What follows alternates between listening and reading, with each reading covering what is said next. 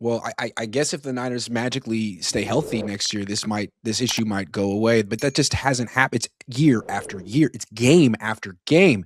Yep. So we see what they're trying to do. John Lynch has spoken about it. Jed York has spoken about it. They're saying it's pretty much a nothing burger and that people should let it go. But the leaders on the team are talking about it. Do you think that the powers that be will be able to convince NFL players that this is nothing to worry about, or do you think this is an issue that's going to linger or even get louder, bigger?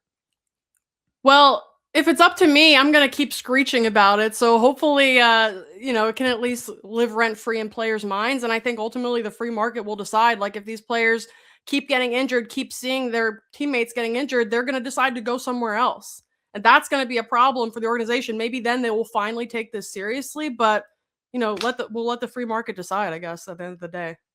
Or we got some questions. Noah Chardon says for Jed not to acknowledge that this could be a factor contributing to player injury is asinine. Science is great, but science seems to be influenced by money quite often. How many free agents are crossing off San Francisco?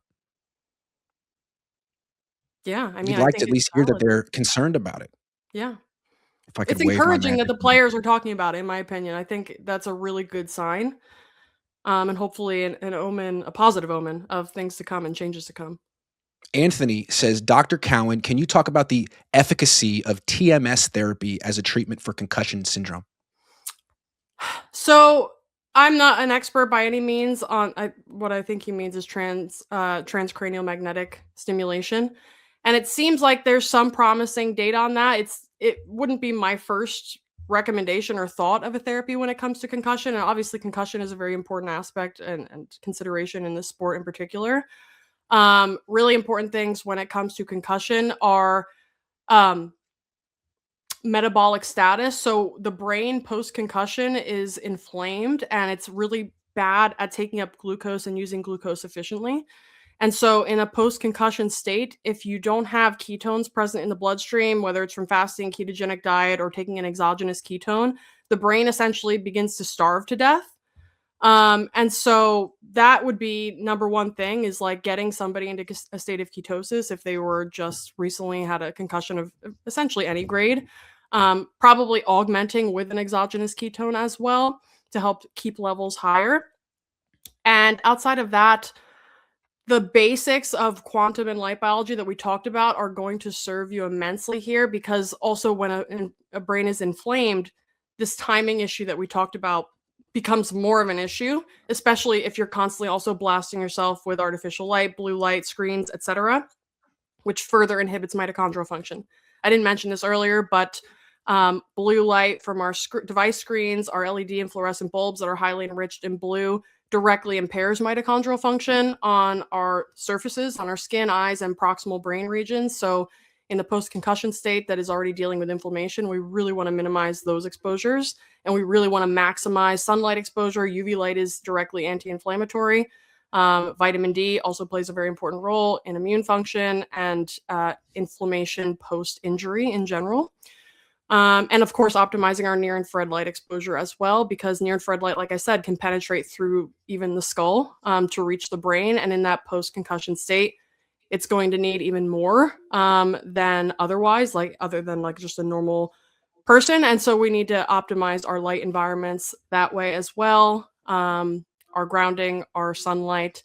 And there are definitely different therapies out there. The other thing that you really want to make sure that is not an issue is like probably do a sleep study if you had a concussion or you're dealing with this, because if you have any sleep apnea or airway obstruction during the nighttime, that's going to only further exacerbate these issues, especially because when you have concussions and head impact injuries, it can cause bones to shift around. It can cause muscular imbalances in the face that can create torsions, which can then basically make it harder to breathe through your nose. So these are just some considerations to think about. I don't know about the TMS that much with regards to efficacy relative to doing all of these other more foundational things, but it does seem promising in some of the studies that I've seen.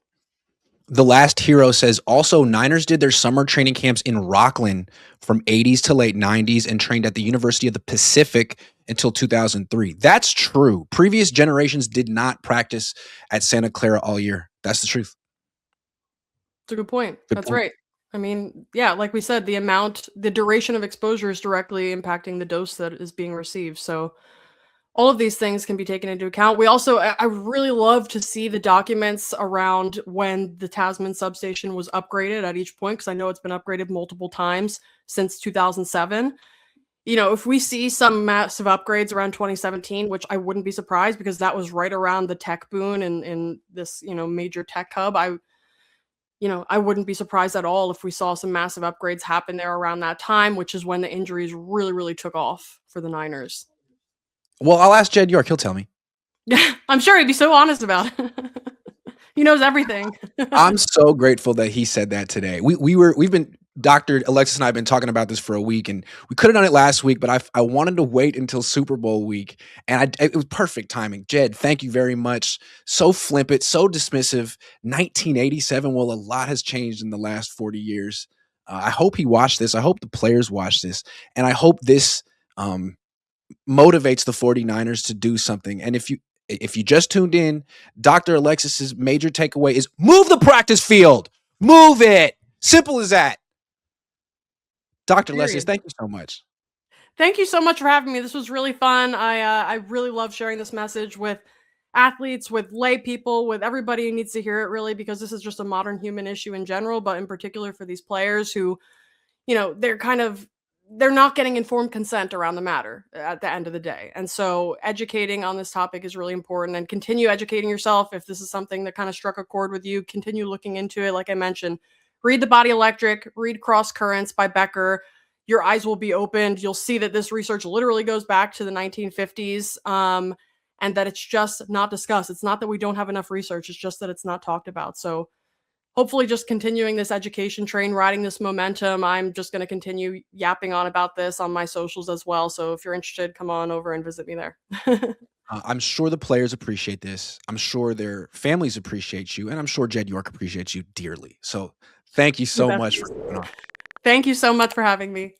All right, take care. Bye. All right.